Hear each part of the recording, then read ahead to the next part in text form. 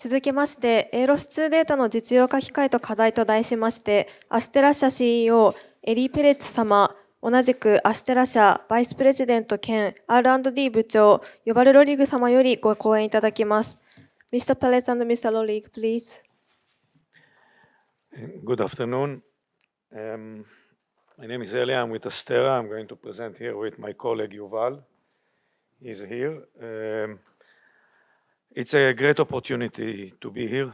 I'll try to speak slowly so the translation will catch up and it will be easier. I can say from the other side, it's not easy at all. So I'm here with two colleagues of mine. I'll present them in different places. To make your life easier, both of them names is Yuval. So no worry. ASTERRA, I'm not going to talk about INSAR. I'm going to talk about POLSAR, Polarization SAR. So it's going to be unique. There are probably few, if not none, other companies in the world that are using the same technique that we are using from technology point of view. I'm going to let Yuval talk about the technology during the presentation. I'm going to stay more on the commercial side. And what I'd like to try and do is to provide the audience. I know that there are a lot of decision makers here in the audience. So to provide the audience with some ideas of where L-band data can go in the future and how much more good it can do for humanity. The company is dealing with infrastructure. Specifically, we are targeting within infrastructure owners an audience that is called asset managers. Those are the people that are responsible for the resiliency, longevity, and the stability of infrastructure. We are very known around the world with an application that is called water leak detection. So I'll speak about it in a second. So we help water utilities detect leaks under the ground, but not only water. We are doing a lot of work in highways, rail, and airports. A lot of work with dam, levees, and mining. We are located in 4 countries with offices around the world, one of them here in Japan, of course, North America, California, San Diego, great place by the way, and London. We have more than 200 active customers. Active means that they are in ongoing service. And just to give you a sense of what we have done with one of our applications, the number 118,000 is no longer correct, because every day thousands of leaks are being discovered using our technology. So there is no other technology, at least in that space, that finds that amount of leaks around the world. And when you multiply it by the amount of water that we are saving, we are really making a change around the world using L-band data. Most of it is coming from ALOS-2.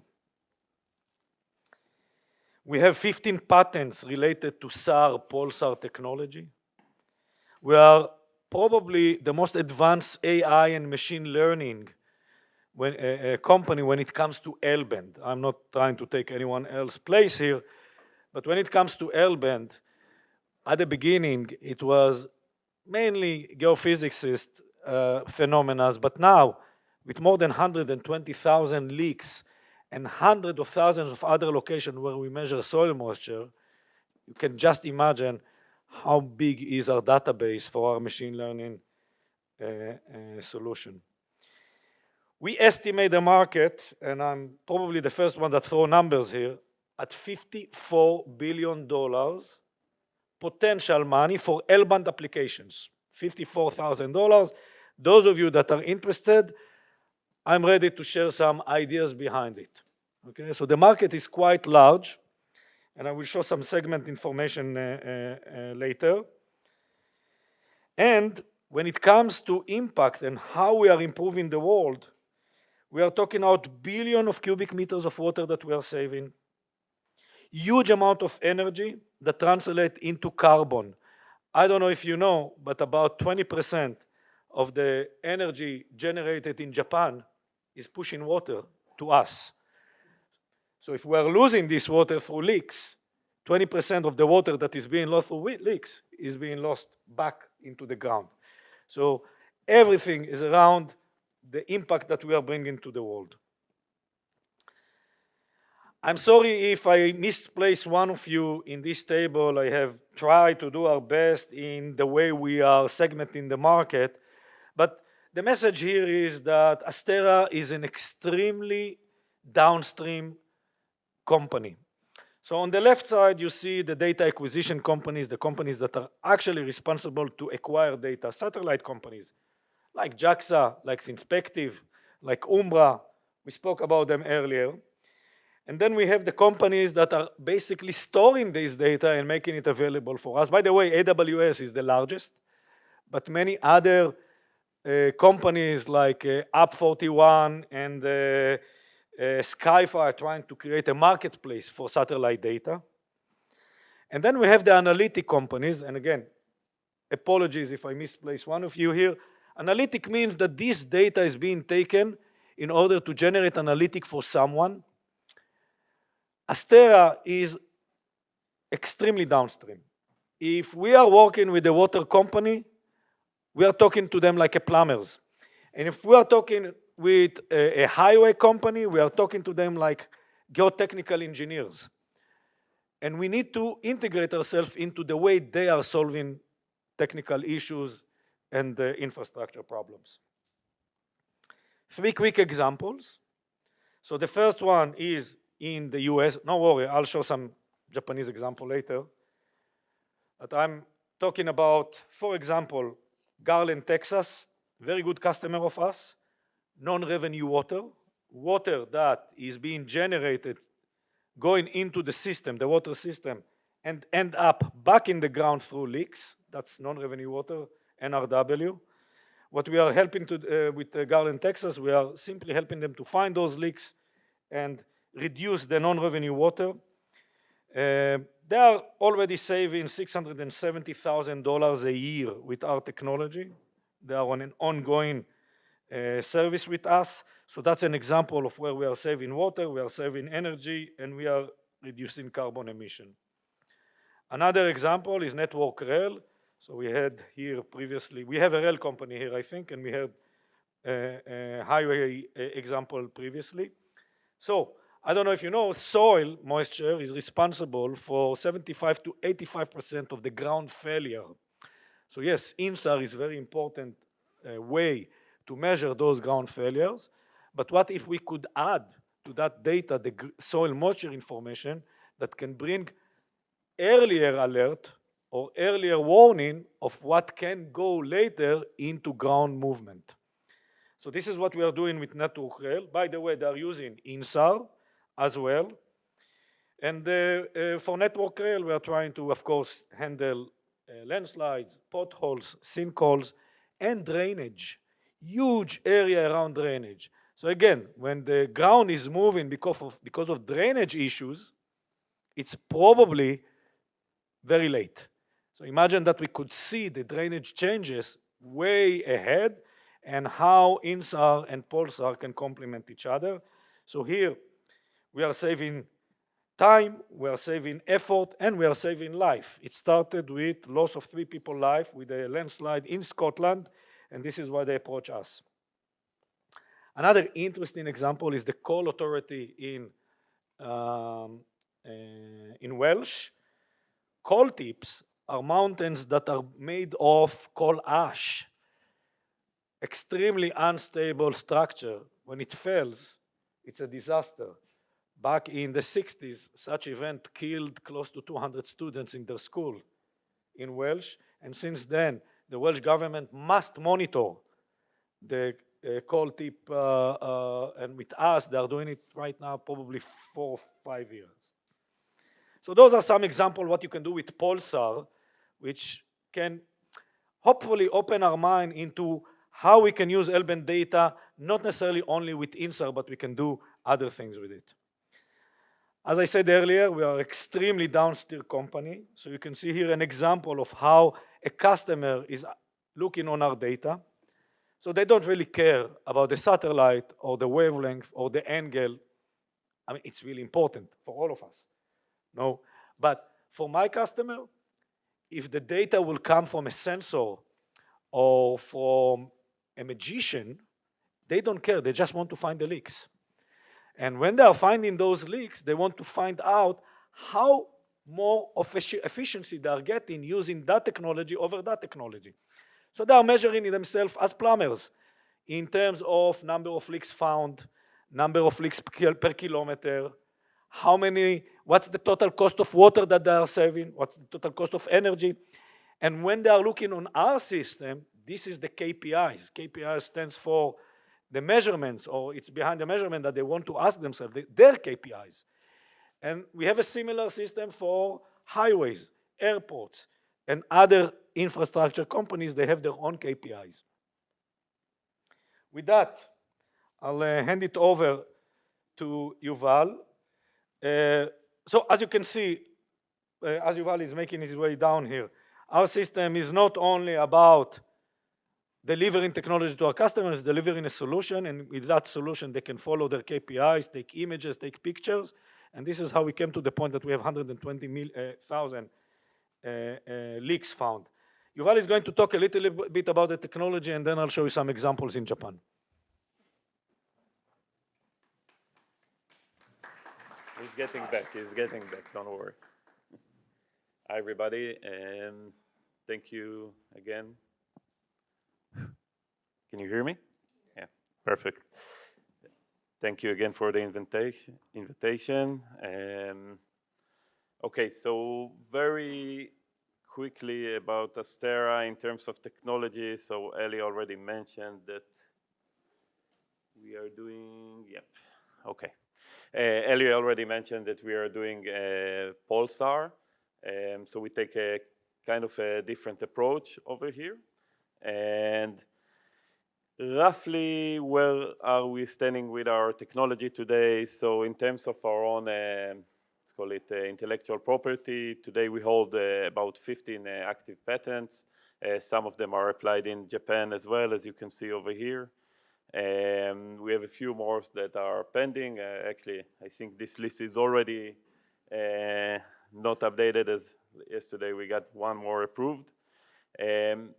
Our patents and technology lays around mainly about underground detection of liquids and soil moisture, but also we have some work that we've done about correlating and solving some geolocation issues with field measurements and actual satellite data, and in general looking on hazard locations and raising alerts for the companies that work with us.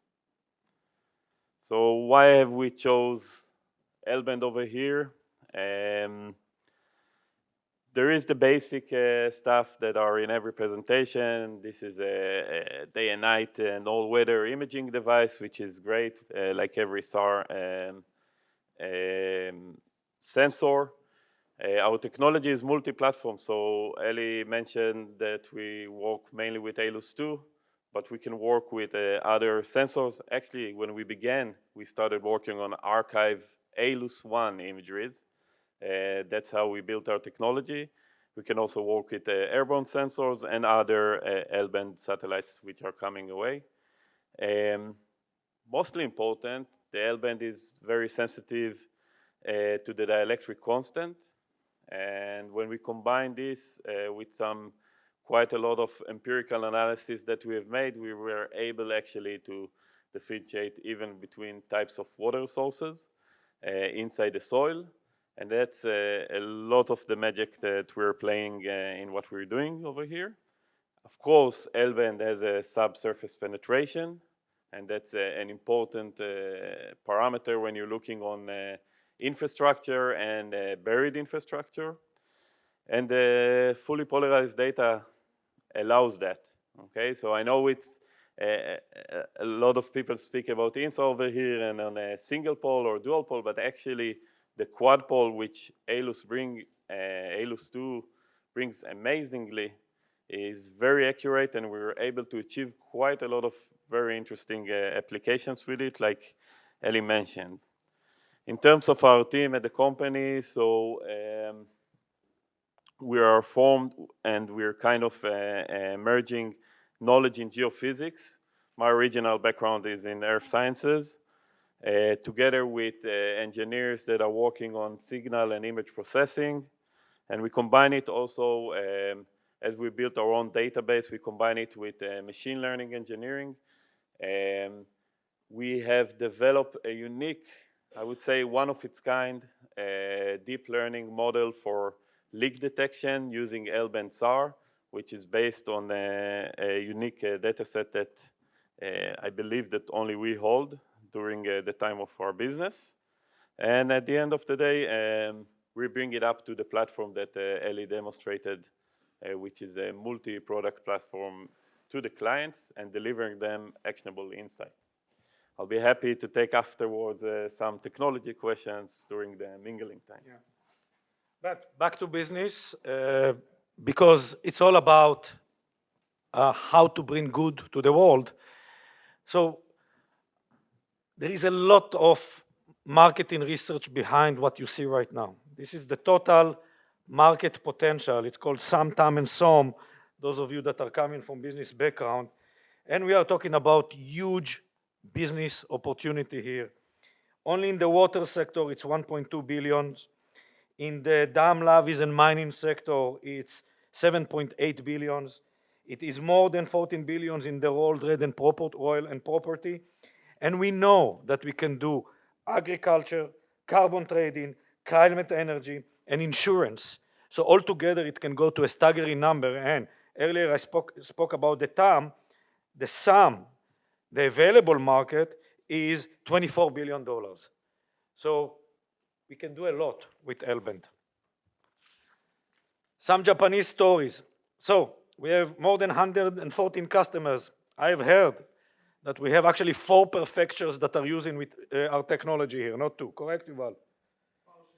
Okay. 94 water companies. Some of you know Shimada-san. He's on our board since day one. Okay, we are talking about 7 years ago. So those of you that remember Shimada-san from ALOS-1, ALOS-2 design time, he's with us. We have an office here managed by Yuval here, actually an actual company. So we are actually paying taxes to the Japanese government, and we are very proud of it. And we are recognized by the Japanese Waterworks Association as a product that water utilities should use. In fact, not only the Japanese Waterworks Association is recognizing our product, some very significant leaders are loudly talking about how to use our product and what does it mean to use our product for the Japanese government. I'm not going to quote here, but you have the reference. It's on the web. And once again, we are extremely proud of being recognized by the public here. One specific example, so hopefully you will understand how the public sector is thinking. So Oita Prefecture, that is using our product over 18 municipalities with great result. Those of you that take the time to read it, I'll give you a few seconds to read it, but the most important thing is that not only that they have found 480 leaks within those 18 municipalities up to now, and this is probably we are less than 30% into the period that we are working with them, so it's going probably to meet 2,000 leaks.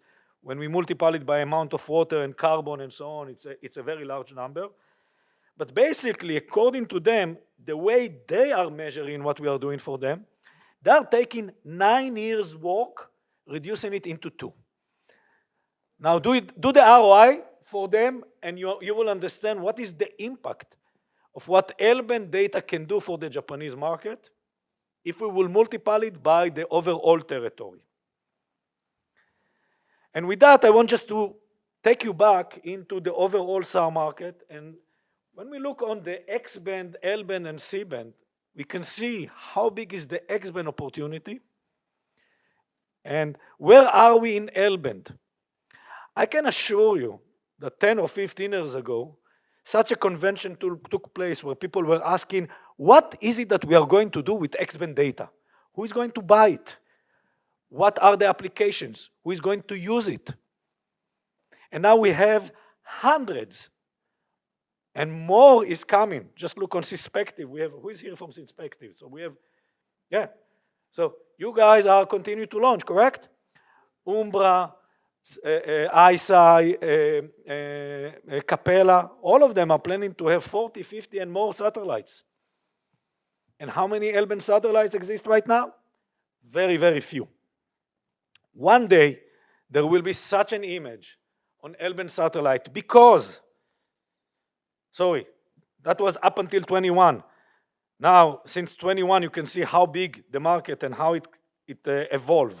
So Umbra, Spacity, and others. I mean, I cannot even catch up with the names as I see them in different conventions. And why do I think we have so much to do? Oh, now we have also Lutan, currently 2. Because there are so many other segments that we can serve. So right now, ASTERRA is in the water sector, roads, transportation, rail, dams, and so on. We would love to serve the mining, exploration market, insurance market, energy, agriculture, and so on. People here talked earlier about reliability, repetitively, price. You know what? Whatever the price will be, we'll adjust. We just need reliable source of product that will continuously serve the commercial market, and we can do so much more. So with that, I'm going to close by saying that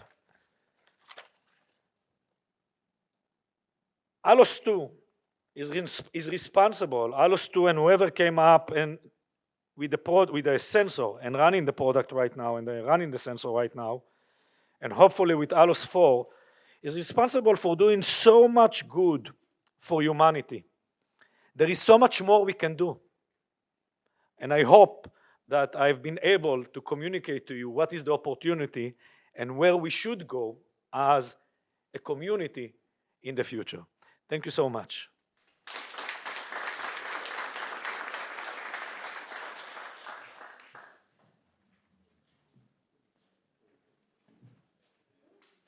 Thank you for your presentation, Mr. Perets and Mr. Lolik.